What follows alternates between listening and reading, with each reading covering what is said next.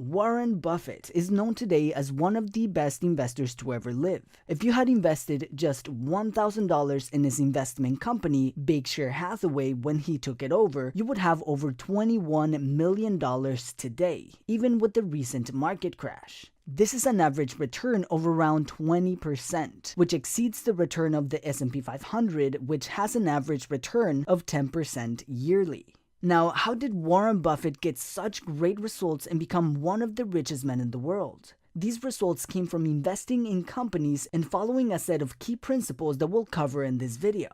So here are the 6 investing principles of Warren Buffett. Number 1. Cash is never a good investment. This is something that goes with your philosophy today. Get out of cash and get into assets, because we don't know what's going to happen to the dollar.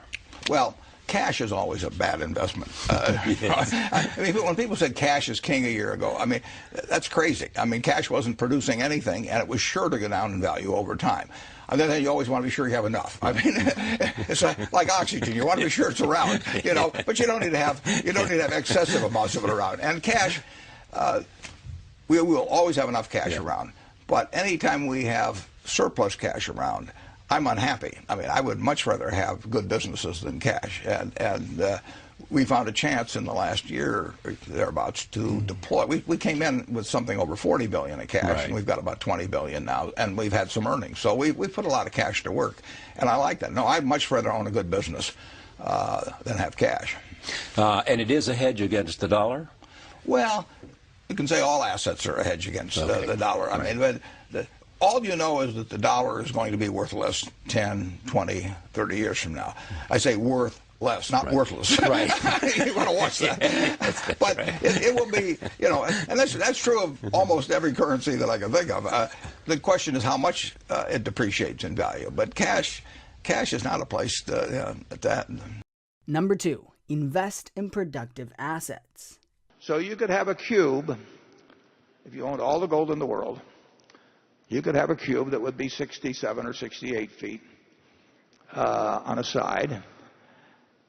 And you could get a ladder and you could climb up on top of it, and you could say, you know, I'm sitting on top of the world, and, you know, and think you're king of the world. You could, you know, you could fondle it, you could polish it, you could do all these things with it, stare at it. But it isn't going to do anything. Now, it's all you are doing when you buy that is that you're hoping that somebody else a year from now or 5 years from now will pay you more to own something that, again, can't do anything, but you're hoping that the person then thinks that somebody else will buy something 5 years later from him. In other words, you're betting on not just how scared people are now of paper money, you're betting on how much they think a year from now people will be scared 2 years from then on. The third category of asset is something that you value based on its what it will produce, what it will deliver. You buy a farm because you expect a certain amount of corn or soybeans or cotton or whatever it may be to come your way every year.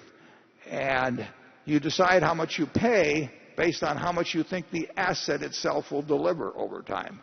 And those are the assets that appeal to me and Charlie. Now, there's some logical follow-on to that. If you buy that farm and you really think about how many bushels of corn, how many bushels of soybeans will it produce, how much do I have to pay the tenant farmer, how much do I have to pay in taxes, and so on, you can make a rational calculation. And the success of that investment will be determined in your own mind by whether it meets your expectations as to what it delivers. Logically, you should not care whether you get a quote on that farm a day later or a week later or a month later or a year later. We feel the same way about businesses. When we buy Iscar or we buy Lubrizol or whatever, we don't run around getting a quote on it every week and say, you know, is it up or down or anything like that. We look to the business. We feel the same way about securities. When we buy a marketable security, we don't care if the stock exchange closes for a few years.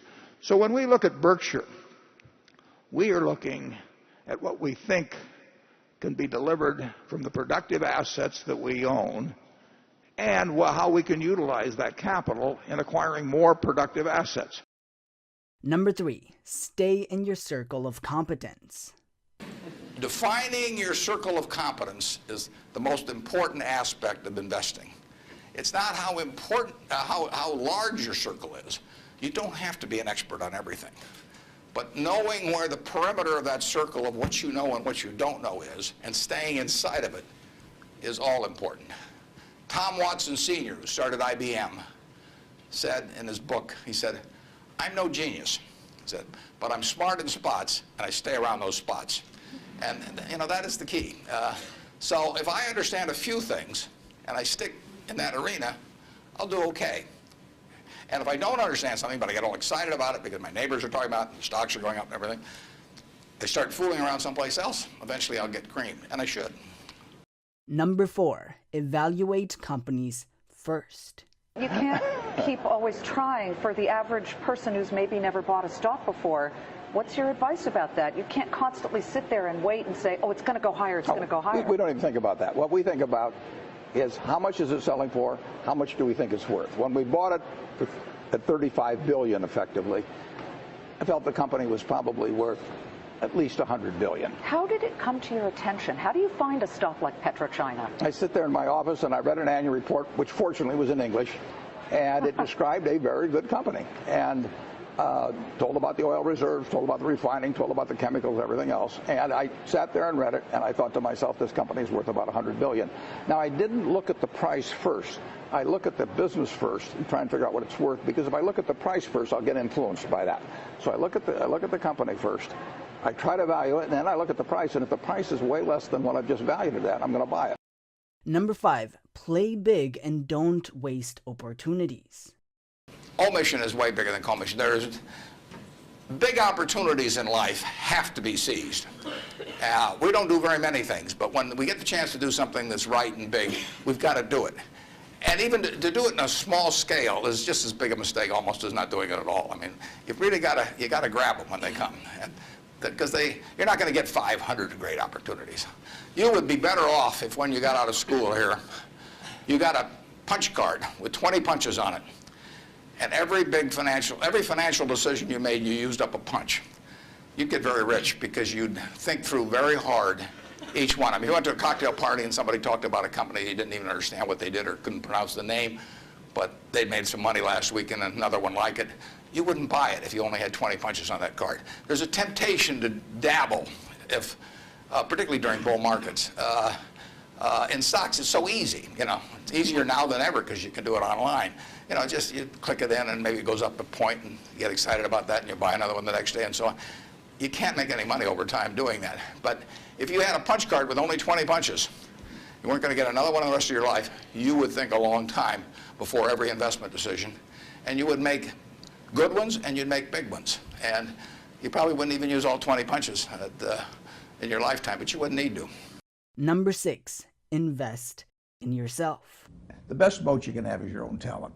You know, I mean, they can't take it away from you. Inflation can't take it from you. Right. Taxes can't take it from you. So, when I talk to students, I see these students and I tell them, you know, you're $1 million asset. I would pay you $100,000 the MBAs for 10% of the earnings for the rest of your life. So that makes you $1 million asset. Now, if you can do something to increase that value 50%, if you can learn to communicate better verbally or in written form, and you become 50% more, that's $500,000 just by improving yourself. I mean, nobody can take that away from you. And so I urge everybody, you know, I talk to them in high school about this and colleges, just develop the habits. You've got the brain power, you've got the energy, but develop the habits of success and look around you at the people that you admire, you know, and list what makes you admire them compared to somebody else that looks equally strong or equally talented.